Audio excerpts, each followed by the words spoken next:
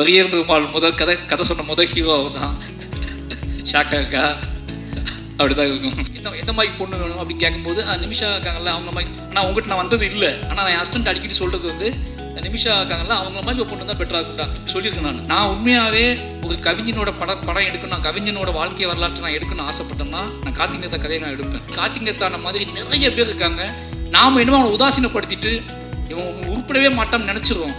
ஆனால் அவங்க கிளம்பி வந்தாங்கன்னா, அவங்க மாறினாங்கன்னா, அதுக்கப்புறம் தமிழ் இலக்கியமும் தமிழ் சினிமாவும் மாற போகிற இடம் இருக்குல்ல, அது பயங்கரமாக இருக்கும்னு நினைக்கிறேன். டிகிரி படிக்க வெயிட் பண்ண வேண்டாம். UG and PG courses 100% online at Dr. MGR Online is just a click away. JK Holidays மற்றும் காசி அயோத்தியா சேவா ஃபவுண்டேஷன் இணைந்து வழங்கும் திரு சுவாமி கண்ணன் பட்டாச்சாரியா அவர்களின் தலைமையில் காசி, அயோத்தியா, கயா யாத்திரை மற்றும் கைலாயம், ஆதி கைலாயம், சார்தாம் யாத்திரை மற்றும் பல ஆன்மீக யாத்திரைகளுக்கு உடனே புக் பண்ணுங்க.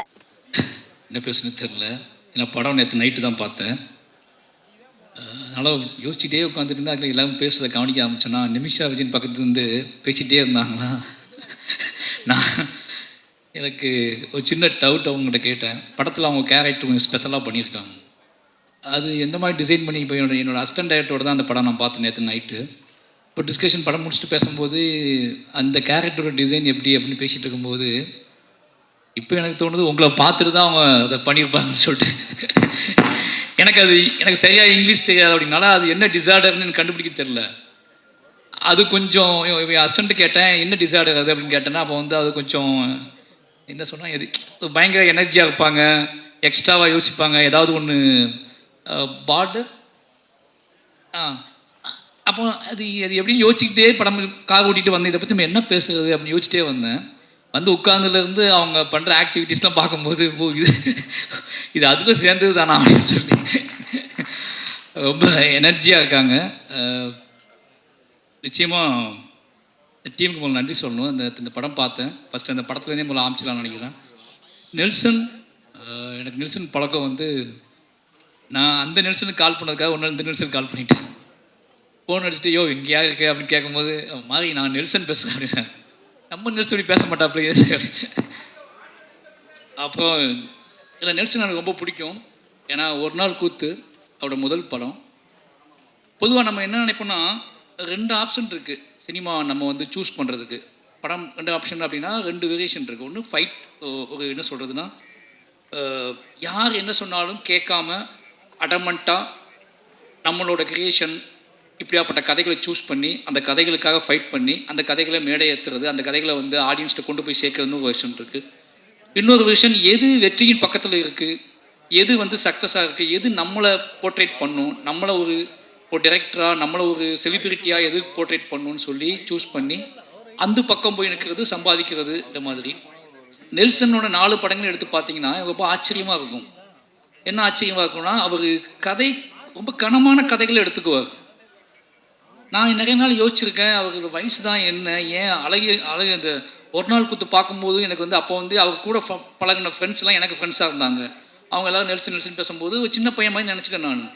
அப்போ இவர் சூஸ் பண்ணுற கதைகள் எல்லாமே வந்து மான்ஸ்டராக இருக்கட்டும், இல்லை வந்து ஃபர்கானாவாக இருக்கட்டும், ஒரு நாள் கூத்துலாம் ஃபஸ்ட்டு படம் தொடங்கின விதமே வந்து ஒரு மெச்சூர்டான இது ஒரு என்ன சொல்கிறது, இது வந்து இன்னொரு இப்போ உள்ள ஜென்ரேஷன் பார்ப்பாங்களா, இப்போ உள்ள ஜென்ரேஷன் கனெக்ட் ஆவாங்களா அப்படின்லாம் யோசிக்காமல் ஒரு சினிமாவை நேர்மையாக அது நீ கனெக்ட் ஆகுது ஆகலை, எனக்கு ஒரு விஷயத்தை காட்டணும்னு தோணுது, அது இப்படி தான் தொடங்கணும்னு தோணுது, நான் அதை அப்படி தொடங்கணும். அந்த மாதிரியான மனிதர்களை இந்த மாதிரி விலகி நிற்கக்கூடிய அங்கங்கே அவர் கதாபாத்திரத்தில் ரொம்ப பிடிச்சது என்ன அப்படின்னா எல்லாத்துக்கும் இன்டீரியராக ஒரு லைஃப் இருக்கும். எல்லா கேரக்டர்ஸுக்கும் இன்டீரியராக ஒரு லைஃப் இருக்கும். வெளியே நம்ம எல்லாம் ஜாலியாக இருப்போம், ஆடுவோம், பாடுவோம், ஏதோ பண்ணுவோம். பொது புத்தி என்ன இருக்கோ பொது புத்தியோட கனெக்ட் ஆகி பொது புத்திக்குள்ளே ட்ராவல் பண்ணிகிட்டு இருப்போம். பட் இன்டீரியராக இருக்கிறத நம்ம வந்து பெருசாக எஸ்டாப்ளிஷ் பண்ண மாட்டோம். அது நமக்கு பிடித்தமான மனிதர்கள்ட்ட கேர்ள் ஃப்ரெண்டுகிட்டையோ இல்லை அவங்ககிட்ட கூட நம்ம மறைக்க ட்ரை பண்ணுவோம். அவருடைய 4 படத்துலையும் பார்த்தீங்கன்னா அந்த அவரோட கேரக்டர்ஸ் இன்டீரியரான அவங்க மனசுக்குள்ளே இருக்கக்கூடிய அந்த மனசுக்குள்ளே கேட்டுக்கிட்டே இருக்கக்கூடிய ஒரு பாட்டுக்கு அவங்க ஆடியிருப்பாங்க, மனசுக்குள்ளே கேட்டுக்கிட்டே இருக்கக்கூடிய ஒரு கேள்விக்கு அவங்க பதில் பேச ஆரம்பிச்சிருப்பாங்க, மனசுக்குள்ளே கேட்டுக்கிட்டே இருக்கக்கூடிய மனசுக்குள்ளே வந்து வரைஞ்சிக்கிட்டே இருக்கக்கூடிய ஓவியத்தை வெளியே காட்ட ட்ரை பண்ணுவாங்க. இப்படியாப்பட்ட கேரக்டர்ஸை அவர் க்ரியேட் பண்ணுறாரு. அது என்ன அப்படின்னா எங்கள் ஜென்ரேஷன் டேரக்டர்ஸ் தான் நெல்சன். எங்கள் ஜென்ரேஷனில் அவர் தனியாக இருக்கார். நான் நினைக்கிறது அப்படி தான் நினைக்கிறேன். அவர்கிட்ட வந்து ஒரு சோசியல் ரெஸ்பான்ஸ் இருக்குது. ஒரு சமூக பொறுப்பு இருக்குது. அதே நேரத்தில் அதை எல்லாத்துக்குள்ளேயும் நம்ம எல்லா தளத்துலேயும் இயங்கக்கூடிய, அது ஐடியாக இருக்கட்டும், ஐடி பீப்புளாக இருக்கட்டும், அது எஃப்எம் மாதிரி ஒரு இதுவாக இருக்கட்டும், ஒரு வீட்டுக்குள்ளே அடைஞ்சு கிடக்கிற பொண்ணாக இருக்கட்டும், அல்லது மான்ஸ்டர் மாதிரி அந்த எல்லாத்துக்கும் அப்படி தனித்த அங்கங்கே விடுபட்ட தென்படக்கூடிய டக்குன்னு தென்படாத கேரக்டர்ஸ்களோட உள்ளுக்குள்ள இருக்கிற வாழ்க்கையை படம் பிடிச்சி காட்டுறதுல அவருக்கு எங்கேயாவது ஒரு மேடை கிடைக்காதா? ஏன்னா அவர்கிட்ட பேசினது இல்லை. அவர் படம் பார்க்கும்போது எனக்கு தோணும், இந்த படம் வந்து அப்படியே ஒரு ஆற்றுல இலையை தூக்கி போட்டால் அது பார்த்து ட்ராவலாகி மெதுவாக போயிட்டுருக்குல்ல, அந்த மாதிரி எந்த சலனமும் இல்லாமல், எந்த பெரிய ஆர்ப்பாட்டமும் இல்லாமல் நீங்கள் ஒரு நாவல் படிக்கிற மாதிரியான உணர்வுகளை தரக்கூடிய படங்களை எடுக்கக்கூடியவர் தான் நெல்சன். நீங்கள் மான்ஸ்டரில் பார்த்தீங்கன்னா எப்படியான காமெடி பண்ணலாம், ஆனால் அதுலேயும் சென்சிபிளான காமெடிஸ் தான் பண்ணியிருப்பார். அதை வச்சுக்கிட்டு கோக்கு மாக்கெல்லாம் பண்ணியிருக்க மாட்டார். இது ஏதாவது ஒரு ஸ்டேஜ் கிடைக்காதான்னு நான் ஏங்கியிருக்கேன் அவர்கிட்ட டிஸ்கஸ் பண்ணுறதுக்கு, அவர் பேசுகிறதுக்கு. ஏன்னா இந்த தலை ரொம்ப முக்கியமானது. அப்படி டிஎன்ஏ இது பார்க்கும்போது எனக்கு வந்து அந்த கதையை வந்து சூஸ் பண்ணதும், இந்த கதையை படம் பண்ணணும்னு சூஸ் பண்ணதும், அவரோட அந்த பயோபிக் அவரோட சினிமாகிராஃபியில் பார்க்கும்போது எனக்கு தெரியுது அவர் இந்த மாதிரி தான் சூஸ் பண்ணுறாரு. நினச்சி பார்த்தா அவருக்கு ஒரு சினிமா அறிவு இருக்குது, சினிமா வட்டம் இருக்குது. இப்போ என்ன குதிரை வேகமாக ஓடும், இப்போ என்ன படம் எடுத்தால் பயங்கரமாக ஹிட் ஆகும்னு நினச்சா ஒரு கதையை அவரால் பண்ண முடியும். ஆனால் அவர் அந்த ஒரு ஆற்றின் போக்கில் உருளக்கூடிய கூழாங்கல்லாவே இருக்காரு. அவருக்கு வாழ்த்துக்கள். நிச்சயமாக அந்த அவர் லிஸ்ட்டில் வந்து டிஎன்ஏ படமும் ரொம்ப மனசுக்கு நெருக்கமான படமாக இருந்துச்சு. அது காரணம் என்ன அப்படின்னா, ஒரு நாவல் படிக்கிற மாதிரி இருந்துச்சு. குட்டியாக நம்ம ஒரு நாவல் படிப்போம்ல. என் ஹஸ்பண்ட்டை கேட்டேன், எப்படின்னு கேட்டால் எல்லாருமே ஒரு நாவல் படித்து முடிச்சோன்னே அவங்கள்ட்ட கேட்டோம்னா அவங்க அந்த அந்த ரியாக்ஷன் தான் கொடுப்பாங்க, எந்த பக்கத்தை பற்றி பேசுகிறது அப்படின்னு சொல்லி. அந்த மாதிரி எல்லாருக்கிட்டையுமே ஒரு அமைதியும் ஒரு மௌனம் இருந்துச்சு. ஏன்னா இது வந்து இந்த படத்தை பார்க்கும்போது என்னென்னா, நீங்கள் ஆர்ப்பாட்டம் இல்லாமல் ஒரு உண்மையை நேராக பார்க்குற ஃபீல் இருக்கும். இந்த படத்தை பார்க்கும்போது என்ன தோணும் அப்படின்னா, ஊன்னு கத்திலாம் பார்க்க முடியாது. ஒரு படத்தை பார்க்கும்போது நம்ம படுத்து எந்திரிச்சு போன இடத்துல பக்கத்தில் ஒன்று நடந்திருக்கும். நம்ம பில் கட்ட கவுண்டரில் நின்றுருப்போம். அந்த கவுண்டருக்கு ஒரு கதை இருக்கும், நமக்கு தெரியாது. நம்ம ஒரு டாக்ஸியில் ட்ராவல் பண்ணியிருப்போம். அந்த டாக்ஸிக்குள்ளே ஒரு பயங்கரமான கதை இருக்கும், நமக்கு தெரியாது. நம்ம இப்படி அங்கங்கே வாழ்க்கையில் வாழ்ந்துகிட்டே இருக்கோம். நம்ம நடந்து உட்காந்து தூங்கி சிரிச்ச அல்லது தவிச்ச அந்த இடத்துக்குள்ள ஒரு பயங்கரமான ஒரு கதை இருக்கணும், ஹியூமன் வேல்யூவோட ஒரு கதை இருக்கும். அந்த கதையை சொல்லக்கூடிய ஒரு படமாக தான் டிஎன்ஏ வந்திருக்கு. நாம் வந்து நம்பி போகக்கூடிய ஹாஸ்பிட்டல், நாம் நம்பி பேசக்கூடிய டாக்டர்ஸ், நாம் நம்பி விரும்பக்கூடிய நம்மளோட துணைகள், நம்மளோட உறவினர்கள், நம்மளோட காவல் அதிகாரிகள், இவங்க எல்லாத்துக்குள்ளேயும் கூடக்கூடிய கதையை வந்து அதை சென்டர் பாயிண்ட் பண்ணி அதுக்குள்ளே ஒரு வேல்யூஸை கிரியேட் பண்ணி இது நடந்தால் என்ன ஆகணும்னு இருக்குல்ல, இப்படியாப்பட்ட மனிதர்கள் வாழ்ந்துட்டு இருக்காங்க, இப்படியாப்பட்ட மனிதர்கள் இருக்காங்க, நம்ம எவ்வளோ ஹியூமனுக்கு வேல்யூ கொடுக்குறோமோ அதே மாதிரி ஹியூமன் வேல்யூவே இல்லாத ஹியூமன்ஸ் கிரியேட் பண்ணுறக்கூடிய அந்த நாசக்கார உலகம் இருக்குல்ல, அந்த நாசக்கார உலகத்துக்குள்ளே நம்ம எப்படி நாம் அதை தெரியாமல் அதுக்குள்ளே எப்படி பின்னி பிணைஞ்சு கிடக்கும் அப்படிங்கிற வெளிச்சத்தை வந்து, அப்படிங்கிற ஒரு பயத்தையும் அப்படிங்கிற ஒரு கவனத்தையும் சொல்லக்கூடிய படமாக டிஎன்ஏ வந்திருக்கு. நிச்சயமாக இந்த படம் வந்து அதர்வா ப்ரோ கூட சொல்லி ஆகணும். அவருக்கு ஞாபகம்னு தெரில, பெரிய பெருமாள் கதை சொன்ன முதல் ஹீரோ அவர் தான். ஷாக்கா இருக்கா? அப்படிதான் இருக்கும். வந்து பரதேசி பார்த்து முடிச்சுட்டு பெரிய பெருமாள் கதை எழுதி முடித்த உடனே இந்த யார்கிட்ட போகலாம் ஹீரோ அப்படின்போது, நான் முரளி சாரோட பயங்கரமான ஃபேன். இதேமே பாட்டு பாடி நமக்காக அழுத ஒரு ஜீவன் அப்படின்னு சொல்லி, ஏன்னா ஒன் சைடு லவ் அதிகமாக பண்ண தலைவர், ஓகேங்களா? அது ஒன் சைடு லவ் அப்படிங்கிறது வந்து நம்ம நினைக்கிறோம், ஒன் சைடு லவ்னா சொல்லி அது ஏற்றுக்கொள்ளாதப்படாத காதல் ஒன் சைடு லவ் கிடையாது. சொல்லவே எனக்கு நீ சொல்லணும் அவசியம் கிடையாது, எனக்கு ஒன்று பிடிக்கும் அப்படின்னு நமக்கு கெத்தை கொடுத்தது முரளி சார் தான். அவர் ஒரு பையன் ஹீரோ ஆகிட்டான்னு சொன்ன உடனே, நான் பானா காத்தாடி வந்த உடனே பெரிய பெருமாளுக்குள்ளே வச்சு யோசித்த ஹீரோ நீங்கள் தான். ஏன்னா முரளி சார் பையன் நம்மளை மாதிரி தான் இருப்பாப்புல நம்மளை மாதிரி தான் இருப்பாப்புல, இந்த கதைக்கு பயங்கரமாக ஆப்டாவாப்புலன்னு சொல்லி மீட் பண்ணலாம் செஞ்சேன், கதை சொன்னேன். பட் ஏதோ ஒரு அவரோட பிஸி ஷெடியூலில் அந்த கதை கிளிக் ஆகலை. சொன்னால் நம்ப மாட்டீங்க, ரொம்ப ஃபீல் பண்ண அன்னைக்கு. முரளி சார் பையன் கதை பண்ணலையே, இப்போ யாரை வச்சு தான் படத்தை பண்ணுறது, வேறு ஹீரோட்ட போயிடலாமா அப்படி. வேறு ஹீரோ முரளி சார் பையனே ஒத்துக்கல இந்த கதையை. நம்மளை பார்த்து நம்ம இப்போவுமே இப்படி தான் இருக்கோம், அப்போ ரொம்ப மோசமாக இருப்போம். நம்மளை பார்த்து அவரே நம்ம டைரக்டர் நம்பலை, யார் நம்ப போகிறா அப்படின்னு சொல்லி பயங்கர அப்செட்டில் இருந்தேன். என் ஒய்ஃப்கிட்டலாம் சொல்லியிருந்தேன் நான், அதர்வா கிளிக் பண்ணுறோம், பெரிய பெருமாள் வந்து அதர்வா தான் அப்படி சொல்லி. அது நடக்கலை. பட்டு எனக்கு தெரியும், ஒரு நாள் அவர்கிட்ட நான் ஞாபகப்படுத்தி சொல்லுவேன், இந்த பெரிய பெருமாள் உங்களுக்கு அதுக்கான சந்திப்பே நடக்கலை ரெண்டு பேர்த்துக்கும்.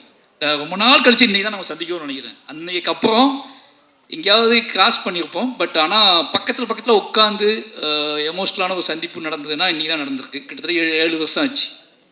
அப்போவே இருந்து அவர் மேலே ஒரு பார்வை இருந்திருக்கு. அந்த பார்வையின் அடிப்படையில் நிச்சயமாக அவர் என்ன சொல்கிறதுனா இன்னும் உயரம் போகக்கூடிய ஒரு நடிகர் தான். இன்னும் உயரம் போகக்கூடிய, உயரமாக இருக்கிறனாலே கொஞ்சம் சுலவாக போகிறாங்க எனக்கு தெரில. இன்னும் உயரமாக போகக்கூடிய நடிகர் தான். அவளுக்கான கெப்பாசிட்டி வந்து உடம்பு ஆற்றல், அதுக்குள்ளே ஒரு வேகம் எல்லாமே இருக்குது. டிஎன்ஏ நிச்சயமாக அவருக்கு ஒரு முக்கியமான படமாக இருக்குன்னு நம்புகிறேன். வாழ்த்துக்கள் ப்ரோ. அப்புறம் படத்தின் கதாநாயகிகள் 2 பேருமே நல்லா நடிச்சிருக்காங்க. அவங்களுக்கும் வாழ்த்துக்கள். நிமிஷா அதான் சொல்லிட்டு அவங்கள பற்றி முதல்ல. ஏன்னா உண்மையாகவே உங்களுக்கு ஒரு ஃபேன் தமிழ்நாட்டில் இருக்காங்க. ஒரு ஹீரோயினுக்கு ஃபேன் உருவாகுறது வந்து இதெல்லாம் நினச்சிட்டு இருக்க மாதிரி கிடையாது. அவங்க கொடுக்குற சித்திரம் இருக்குல்ல, வீட்டுக்கு போனதுக்கப்புறமும் நமக்கு அந்த பொண்ணோட உருவம் வந்து அகம் சொல்கிறது நான், சரிங்களா? அந்த கண்ணுக்குள்ளே தென்பட்ட ஏதோ ஒரு வெளிச்சமோ நம்ம வீட்டுக்கு போனதுக்கு அப்புறம் கூட நமக்கு தென்பட்டுகிட்டே இருந்துச்சுன்னா நம்ம அந்த ஹீரோயினை தான் மனசுக்குள்ளே நினைக்கிறோம். ஓகேங்களா? அந்த கேரக்டர் தான் நம்ம மனசுக்குள்ளே நினைக்கிறோம். நீங்கள் நம்ப மாட்டீங்க, நானும் இதே என் ஹஸ்பண்ட்லாம் சொல்லியிருக்கேன். எந்த மாதிரி பொண்ணு வேணும் அப்படின்னு கேட்கும்போது நிமிஷா இருக்காங்கல்ல அவங்க மாதிரி. ஆனால் அவங்ககிட்ட நான் வந்தது இல்லை. ஆனால் நான் என் ஹஸ்பண்ட் அடிக்கடி சொல்கிறது வந்து நிமிஷா இருக்காங்கல்ல அவங்க மாதிரி ஒரு பொண்ணு தான் பெட்டராக இருக்கும்டா இப்படி சொல்லியிருக்கேன் நான். அப்படி சொல்லக்கூடிய இந்த மனிதர்களோட இயல்பான மனிதர்களுக்குள்ளே டக்குன்னு தென்படக்கூடிய ஒரு உருவமாக நீங்கள் இருக்கீங்க. ரொம்ப தூரத்தில் இல்லை, நீங்கள் எங்களுக்குள்ளே புழங்கிக்கிட்டு இருக்கக்கூடிய முகம், அதுக்கான திறன் எல்லாமே உங்கள்கிட்ட இருக்குது. வாழ்த்துக்கள். நீங்கள் இன்னும் நிறைய படம் பண்ணுறதுக்கு வாழ்த்துக்கள். அப்புறம் தலைவர் நம்ம அம்பேத்கர் வந்து ரொம்ப பெருமையாக இருக்குது. எனக்கு ரொம்ப ஆச்சரியமாக இருக்குது. என்ன சொல்கிறதுனா 10 படம் நேற்று தான் லிஸ்ட்டு சொல்லிட்டு இருந்தார். எனக்கு ஷாக் ஆகிடுச்சு, இவ்வளோ படமா அப்படின்னு சொல்லி. ஏன்னா இப்போ என்னோடய ஒய்ஃப் சொல்லுவாங்க, நீ அரசியல் பேசு, சினிமாவில் பேசு, இது பண்ணு, எழுதுதான் ஓகே, பட் ஆனால் அரசியல்வாதி மாதிரி யோசிச்சிடாத அப்படிம்பாங்க. அரசியல்வாதி மாதிரி யோசிச்சு ஏதாவது மேடையில் கைப்பற்றிடாத, மேடையில் பேசிடாத. அந்த அரசியல்வாதி தன்மை வந்துடுச்சு அப்படின்னா உன்னால் சினிமாவுக்குள்ளே க்ரியேட்டிவிட்டி நீ இழந்துடுவ அப்படின்னு சொல்லிகிட்டே இருப்பாங்க. உனக்குள்ளே இருக்கிற வாழ்க்கை, இந்த வாழ்க்கைக்குள்ள ஒரு அரசியல் இருக்குது. அந்த அரசியல் உன்னோட கலைத்தன்மையை, கலை ஒரு ஆங்காரம் இருக்குது, அந்த ஆங்காரத்துக்கு நீ வேலை செஞ்சுக்கிட்டு இருக்கு. ஆனால் அரசியல்வாதிக்கிட்ட அந்த ஆங்காரம் இருக்குமான்னு தெரியாது. ஏன்னா அது ஒரு மேடை, அது மக்களை மெயின் ஸ்ட்ரீம் மக்களை நோக்கி கவரக்கூடிய, மெயின் ஸ்ட்ரீம் மக்களை கவரக்கூடிய மட்டும் கிடையாது, மெயின் ஸ்ட்ரீம் மக்களை தனக்கான ஆட்களாகவே மாற்றக்கூடிய அரசியல்வாதி பாயிண்ட் ஆஃப் வியூ. தனக்கான மக்களாக மாற்றக்கூடியது கிடையாது கலை. இந்த மக்களை சமூகத்துக்கான மக்களாக மாற்றக்கூடியது தான் கலை. அப்போ அரசியல்வாதியாக மாறின சினிமா போயிடுங்கும்போது ஒரு அரசியல்வாதியாக வந்து 10 படம் பண்ணியிருக்காரு. இந்த 10 படமும் நல்ல நல்ல படங்கள் பண்ணியிருக்காரு. அவர் சொன்ன லிஸ்ட்டே நான் நேற்று தான் கேட்டேன். எனக்கு கழுவேத்தி முகம் உங்கள் படம்னு தெரியாது. எனக்கு அதுவே ஆச்சரியமாக இருந்துச்சு. அப்போ ஜிப்சி, மணங்கொத்தி பறையெல்லாம் பண்ணியிருக்காரு. மணங்கொத்தி பறை பண்ணியிருக்காரு, ஜிப்சி பண்ணியிருக்காரு, கழுவேத்தி முகன் பண்ணியிருக்காரு, டாடா பண்ணியிருக்காரு. இன்றைக்கி எல்லாருமே நல்ல டேரக்டராக இருக்காங்க. ராஜமுருகனை வந்து ஜிப்சி பண்ணதுக்கப்புறம் அந்த மாதிரி ஒரு கான்செப்டை அவ்வளோ ஆர்டிஸ்டிக்காக எடுத்துருப்பாங்க அந்த படத்தை. அந்த படம் எடுத்துகிட்டு பாருங்க, அந்த படத்தை இன்னும் செலிப்ரேட் பண்ணுறாரு, அந்த படத்தை கொண்டாடுறாரு. அது ஏன் படம்ங்காரு, ஜிப்சி ஜிப்சி ப்ரொடியூசர் நான் சொல்கிறாரு. இந்த கெத்துலாம் இருக்குல்ல, இது ரொம்ப நல்ல விஷயம் சினிமாவுக்கு. ஒரு ப்ரொடியூசர் அரசியல் தன்மையோடும் இருந்து சினிமாவையும் புரிஞ்சுக்கிட்டு நம்மகிட்ட பேசும்போது நமக்கே ஆச்சரியமாக இருக்குது. அரசியலை ஒதுக்கிட்டு சினிமா பேசுதுன்னு சொல்லி பழகுறாங்கல்ல, அது ரொம்ப பயமாக இருக்குது. ஏன்னா அவங்க நல்லாவே தெரியும் சினிமாவில் முடிச்சக்கப்போ எல்லாம் அரசியல் தான் போகிறாங்க. ஆனால் இப்போ தொடக்கத்தை நம்மகிட்ட என்ன சொல்லுவாங்கன்னா, அரசியல் மட்டும் வேணாம் தலைவா அப்படிங்க பேசும்போது எங்கள் ஆச்சரியமாக இருக்கும். அப்படி பேசின ஆட்கள் எல்லாருமே இன்றைக்கி அரசியல் தான் போகிறாங்க. அப்போ அரசியல் இல்லாமல் எங்கள் வாழ்க்கை இல்லைன்னு நமக்கு நல்லாவே தெரியும். அப்போது இந்த சினிமாக்குள்ளே பேசும்போது மட்டும் கொஞ்சம் அப்படியே இடனா இருந்து பேசுவாங்க. ஆனால் ஒரு எம்எல்ஏ மக்களோட புழஞ்சிக்கிட்டு இருக்க ஒருத்தர் கிட்டத்தட்ட 10 வருஷம் எம்எல்ஏவான 10 வருஷம் எம்எல்ஏ துணிஞ்சு நம்புறாரு அடுத்துட்டு போய் எம்எல்ஏ தான்னு. அவர் வந்து படங்கள் எடுக்கிறாரு. இப்போ யோசிச்சு பார்க்கும்போது டிஎன்ஏ கதைவை நேற்றே என்கிட்ட சொல்லிட்டாரு, இந்த படம் நல்ல படம் தம்பி அப்படின்னாரு. நீ பார்த்துட்டு சொல்லு தம்பின்னு கூட அவர் சொல்ல என்கிட்ட. நீ பார்த்துட்டு தம்பி கூட சொல்ல, தம்பி நல்ல படம் நீ பார்த்துரு அப்படின்னாரு. அந்த தன் படத்தின் மீது ஒரு ஆங்காரமான நம்பிக்கையும் அதை பார்த்துருந்தேன் அப்படின்னு சொல்கிற இருக்குல்ல, அந்த கெத்து இருக்குல்ல, இந்த ஒன்று எடுத்துருக்கோம் அதை பார்த்துட்டு சொல்லேன் அப்படிலாம் சொல்ல அவர். நான் நல்ல படம் எடுத்துருக்கேன். அந்த படத்துக்கு மட்டும் இல்லை, இன்னும் முடிவு பெறாத படத்துக்குலாம் அவர் சொல்கிறார். ஒய்ஃப்னு ஒரு படம் வந்து பண்ணியிருக்கேன் தம்பி, செம்ம படம், அவன் எழுதி வச்சுக்கோ, நல்ல பெரிய டேரக்டர் ஆவான்னு சொல்கிறாரு. அப்போ டாடா டேரக்டர் சொல்கிறாரு, அவன் எங்கேயோ போய் மாட்டிக்கிட்டான், நான் தான் டேரக்டர் ஆக்கினேன், அவனை கூப்பிட்டு அடுத்த படம் கொடுக்கணும் ரெடி பண்ணணும்னு சொல்லி எல்லாத்தையும் பற்றி பேசிக்கிட்டு ஆளாக இருக்க. அப்படியே நம்மளையும் பிடிச்சதாப்புல, நீ எப்போ சொல்லு அப்படிங்காப்புல. நான் சொன்ன போச்சு உள்ளே வச்சு பூட்டிட்டாங்க, சாவி யார் வச்சுருக்கானே தெரில அப்படின்னு சொல்லிட்டேன். என்னோட சாவியை யார் வச்சுருக்கானே தெரில, உள்ளே வச்சு பூட்டிட்டாங்க, நான் உள்ளேருந்தே படம் பண்ணிகிட்டு இருக்கேன் அப்படின்னு சொல்லிட்டேன். அதனால் ஒரு இந்த மாதிரி ப்ரொடியூசர்ஸ் கிடைக்கிறது பெரிய விஷயம். சூப்பர்ண்ணே, ரொம்ப நன்றி. ஏன்னா இந்த டீம் பார்த்தீங்கன்னா நம்ம எந்த ஃபங்க்ஷனுக்கு போனாலும் ஏதோ ஃபங்க்ஷனுக்கு போவோம், நம்ம படம் கிடையாது அப்படின்னு போவோம். அந்த ஃபங்க்ஷனுக்கு போய் உட்காந்துக்கப்புறம் தான் தெரியும், உட்காந்துக்கு அவங்க ஃபுல்லாக நமக்கு ரொம்ப நெருக்கமானவங்களாக இருப்பாங்க. அப்படி இந்த மேடையில் ஃபுல்லாக பாலசக்திவேல் இருக்காரு. ஆனால் செம அடிச்சிருக்கீங்க. அது என்னமோ தெரில, உங்களை பார்த்துட்டு தான் எல்லா கேரக்டருமே இப்போ பாலசக்திவேலனை பார்த்துட்டு சில கேரக்டர்ஸ்லாம் உருவாக்குறாங்க.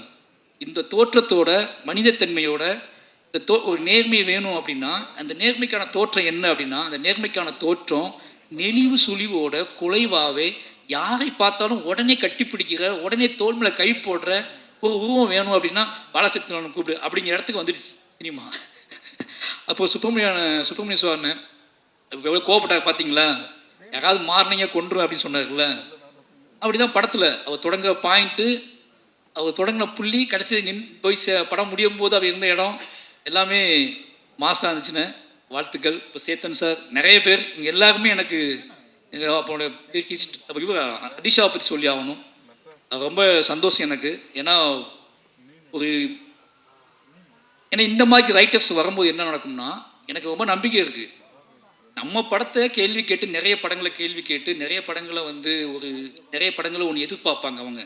அவங்க ரைட்டர்ஸாக மாறும்போது நாம மற்ற படங்கள்கிட்ட என்ன எதிர்பார்த்தோம், அப்போ நம்ம படங்களுக்குள்ளே என்ன கொடுக்கணும் அப்படிங்கிறத முடிவு பண்ணி வேலை செய்யக்கூடிய எழுத்தாளர்கள் உள்ளே வந்தால் சினிமா நல்லாயிருக்கும். அப்படி அதிஷா நிறைய படங்களை விமர்சிச்சிருக்காருன்னு நினைக்கிறேன். நிறைய படங்கள் என்ன படம் எடுக்கிறீங்க அப்படிலாம் பேசியிருக்காரு. ஓகேங்களா, நிறைய படங்களை கலாய்ச்சி விட்ருக்காப்புல. இன்றைக்கி அவர் படம் எடுக்க வந்துருக்காருன்னா அந்த எல்லாமே மனசுக்குள்ளே ஓடும். ஓகேங்களா, அப்போ எல்லாம் மனசுக்குள்ளே ஓடுங்கும்போது என்ன வேண்டாம், எது இந்த சமூகத்துக்கு அவசியமற்றது, சந்தோஷமாக இருக்கலாம், ஜாலியாக இருக்கலாம், ஆடலாம், பாடலாம், கொண்டாடலாம், காதலிக்கலாம், ரொமான்ஸ் பண்ணலாம், எதுவும் பண்ணலாம். ஆனால் எப்படி அதை கொடுத்துடக்கூடாது அப்படிங்கிற தெளிவும் ரைட்டர்ஸ்ட்டு இருக்குன்னு ஆகணும். அவர் எதை நம்ம புஷ் பண்ணி கொடுத்துடக்கூடாது அப்படின்னு சொல்லி அவர் அந்த படத்தில் வேலை பார்த்துருக்காங்க. எனக்கு இப்போ தான் தெரியும். அவர் பார்த்தோன்னே ஆச்சரியமாக இருந்துச்சு. வாழ்த்துக்கள் ப்ரோ, உண்மையாகவே சொல்கிறேன். நெக்ஸ்ட் அடுத்த இடத்துக்கு நீங்கள் போகணும். நல்ல இந்த மாதிரி இன்னும் நிறைய பேர் உள்ளே வருவாங்க. ரொம்ப நன்றி. நான் உண்மையாகவே ஒரு கவிஞனோட படம் எடுக்கணும், நான் கவிஞனோட வாழ்க்கை வரலாற்றை நான் எடுக்கணும்னு ஆசைப்பட்டேன்னா நான் கார்த்திக் நேத்தா கதையை நான் எடுப்பேன். ஏன்னா தமிழ் வாழ்வோட கொந்தளிப்பு, ஏமாற்றம், அவமானம், கனவுகள், என்ன சொல்கிறது, ஒரு நிதானமற்ற தன்மை, ஏக்கம், வெறி, எவனுமே இந்த உலகத்தில் எனக்கு வேணாண்டா அப்படின்னு நினச்ச ஒரு வாழ்வு, இன்றைக்கி எல்லாருமே எனக்கு வேணும் அப்படின்னு நினைக்கிற விருப்பம், இது எல்லாமே நிரம்ப பெற்ற ஒரு கவிஞன் கார்த்திக் நேத்தா. ரெண்டு பேத்துக்குள்ள அண்ணன் தம்பி ரிலேஷன்ஷிப், அண்ணன் தம்பியாக வாழ்ந்துருக்கோம், அண்ணன் தம்பியாக ரெண்டு பேரும் சண்டை போட்டிருக்கோம், அண்ணன் தம்பியாக ரோட்டில் விழுந்திருக்கோம், பேசியிருக்கோம். பயந்துருக்கேன் நான் அவரை பார்த்து ஒளிந்த தருணங்கள் நிறைய. ஆனால் இன்னைக்கு அவரை பார்க்கும்போது இந்த ஸ்டேஜில் நீ என்ன நினச்சிக்கோ, இந்த ஸ்டேஜில் நான் கம்பீரமாக உணர்ந்த ஒரு இடம் கார்த்திக் அண்ணனை பார்த்தது தான். அவர் நடந்து வந்ததும், கம்பீரமாக நின்றதும், அவர் உடல் வாகும் இப்போ எப்படி இருக்குன்னு பார்க்கும்போது வாழ்க்கை இவ்வளோ பெரிய மாற்றத்துக்கு உட்பட்டது தான் வாழ்க்கை. நாம் ஏன் இன்னும் தம்பி அதெல்லாம் மாறாது தம்பி, இதெல்லாம் செய்ய முடியாது தம்பி, அதெல்லாம் பண்ண முடியாது தம்பி, எப்பேற்பட்ட மாற்றத்தை கிரியேட் பண்ணி இன்னைக்கு உத்தமலை பாட்டு இன்னைக்கு கேட்கும்போது ஒருத்தர் இவ்வளவு நிதானமும் உறவுகளின் மீது, அன்பின் மீது, பேரன்பின் மீது இவ்வளவு நிதானம் அப்போ அந்த மாதிரியான ஒரு காட்டாற்று வெள்ளம் மாதிரி வாழ்ந்த ஒரு ஆள் இன்னைக்கு ஒரு நிதானமாக இவ்வளோ பாடல்களை உருவாக்க முடியுது, அதை இவ்வளோ தெளிவாக கொடுக்க முடியுதுன்னா தமிழ் வாழ்வில், நம்மளோட இலக்கியத்தில், நம்மளோட அன்பில் எல்லாமே இருக்குது. நாம் கொஞ்சம் சில மனிதர்கள் சில தாமதமாக வருவாங்க, சில மனிதர்கள் இன்னும் பிரளயமாக அவங்க மனம் போன போக்கில் ஒரு வாழ்க்கையை வாழ்ந்துட்டு அதுக்கப்புறம் தெளிவு பெற்று நம்ம சேருவாங்க. நாம் அது வரைக்கும் பொறுத்திருக்க வேண்டியிருக்கு. தயவு செஞ்சு சொல்கிறேன், இந்த மாதிரி கார்த்திக் நேத்தான மாதிரி நிறைய பேர் இருக்காங்க. நாம் என்னமோ அவனை உதாசீனப்படுத்திட்டு இவன் உருப்படவே மாட்டான்னு நினச்சிருவோம். ஆனால் அவங்க கிளம்பி வந்தாங்கன்னா, அவங்க மாறினாங்கன்னா, அதுக்கப்புறம் தமிழ் இலக்கியமும் தமிழ் சினிமாவும் மாற போகிற இடம் இருக்குல்ல, அது பயங்கரமாக இருக்கும்னு நினைக்கிறேன். அப்படியான ஒரு வாசலை கார்த்திகனை திறந்து வச்சுருக்காரு. அப்புறம் தோழர் உமாதேவி, அவங்க கூட இன்னும் ஒர்க் பண்ணல. இதுக்கான காரணம் என்ன அப்படின்னா, கோபம் கூட இருக்கும், டேய் படமே கொடுக்க மாட்டேன்றீங்க. ஆனால் ரீசன் என்ன அப்படின்னா, என்னோடய வாழ்வு, நான் என்னோடய கம்போசருக்கு நான் உட்காந்து வேலை செய்யும்போது நானே சில வார்த்தைகள் சொல்லுவேன், அப்படியே வந்துடும். இப்போ நானே சில நாள் எழுதிடுவேன், தவிர்க்க முடியாமல் சில மியூசிக் டேரக்டர்ஸில் கொடுப்பேன். எனக்கு என்னென்னா, எனக்கு ஏதோ எழுத்து சம்மந்தமாக நான் அது என்னோட பாயிண்ட் ஆஃப் வியூவாக இருக்குன்னு ஆசைப்படுறதுனாலேயே எனக்கு என்னமோ தெரியல அப்படி போயிடுது. எழுத்து தான் என்னை உருவாக்கிச்சு, எழுத்துச்சா என்னை செதுக்கிச்சு அப்படின்னாலேயே இன்னொருத்தர் கூட அதை ஷேர் பண்ணி அதை சொல்லி வரக்கூடிய எனக்கு டக்குன்னு தூங்கி எந்திரிச்சோடனே என்ன தோணுதோ அதை டக்குன்னு நான் அது திரைக்கதையாவோ கதையாகவோ எடுத்துக்குவேன். நான் வந்து திரைக்கதைக்கும் டீம் வைக்கல, என்கிட்ட லிரிக்குக்கும் பெருசாக நான் டீம் வைக்கல. அதுக்காக காரணம் இதுதான். எனக்கு ஒன்று தோணும், அதை டக்குன்னு போயிடுவேன். ஆனால் நிச்சயமாக இவங்கெல்லாம் பிடிக்கவங்கெல்லாம் பார்த்து பிரமிச்சிருக்கேன் நான். அப்படியாப்பட்ட எல்லா மனிதர்களும் முத்தமிழ் அவர் நான் ஒர்க் பண்ணதே இல்லை, ஆனால் சந்தோஷ் நான் அவங்களை பற்றி சொல்லிட்டே இருப்பார். இப்படி எல்லா டீமுமே ஏன் ரொம்ப நேரம் பேசணும் தப்பாக நினைக்காதீங்க. இவங்க எல்லாருமே இந்த டிஎன்ஏ படம் வந்து எல்லாருமே ஜெயிச்சே ஆகணும். நெல்சன் நிச்சயமாக ஜெயிச்சே ஆகணும். வெற்றி அப்படிங்கிறது என்ன தெரியுமா உங்களுக்கு? அவர் நிம்மதியாக படம் ரிலீஸ் ஆன நைட்டு நிம்மதியாக தூங்குறது. வெற்றி வேறு ஒன்றுமே கிடையாது. நைட்டு நிம்மதியாக போய் குழந்தைக்கு முத்தம் கொடுத்து ஒய்ஃபோட டின்னர் சாப்பிட்டு நைட்டு நிம்மதியாக தூங்கி காலை எழுந்திரிச்சு மறுபடியும் ஃபஸ்ட் ஷோ போகிறதுக்கு இல்லை, அந்த முதல் நைட்டு சந்திக்கிறதுக்கு இல்லை, படம் ரிலீஸ் ஆன நைட்டு அன்னைக்கு நண்பர்களை பிரியமானவர்களை எல்லாம் சந்தித்து உரையாடி கொண்டாட்டமாக நம்ம வாழ்க்கை நாம் ஒன்று செஞ்சோம், அது சரியாக இருந்துச்சுன்னு நம்பி ஒருத்தன் தூங்குறதுக்குல அது ரொம்ப முக்கியமானது. அப்படியாப்பட்ட பெரிய வெற்றி நெல்சனுக்கு வாய்க்கட்டும். அப்புறம் திங்மி சந்தோஷ், இந்த இடத்துல நான் அவ்வளோ முந்திட்டேன், அவர் ஒன்றும் படம் பார்க்கணும்னு நினைக்கிறேன், நான் பார்த்துட்டேன். அதனால் வந்து இந்த படத்தை ரொம்ப சின்ன படங்களுக்கு நிறைய சப்போர்ட் பண்ணக்கூடிய ஒரு முகமாக இருக்கார். அவருக்கும் வாழ்த்துக்கள். திங் மியூசிக் டிஎன்ஏ படத்துக்கு பயங்கர சப்போர்ட் பண்ணோம். அப்புறம் இந்த பாடலை வெளியிட்டவர்கள் ரொம்ப ஆச்சரியமாக இருந்துச்சு. ஏன்னா அவர் அண்ணன் சொன்னார், இவங்க தான் வாங்கணும் தம்பி, இவங்க தான் பண்ணணும் தம்பி மேடையில் அப்படின்னு சொல்லி. சினிமாவை விட்டு ஒதுங்கி வீட்டுக்குள்ளே பூட்டி வச்சு படித்தவங்க தானே நீங்கள்? அதான் சினிமா பார்க்காத கெட்டு போயிடுவேன்னு சொல்லி அப்படி இல்லையா? சரி, அப்போ நல்ல விஷயம்தான். சினிமா பார்த்தும் நல்ல சினிமா பார்த்துருக்காங்க.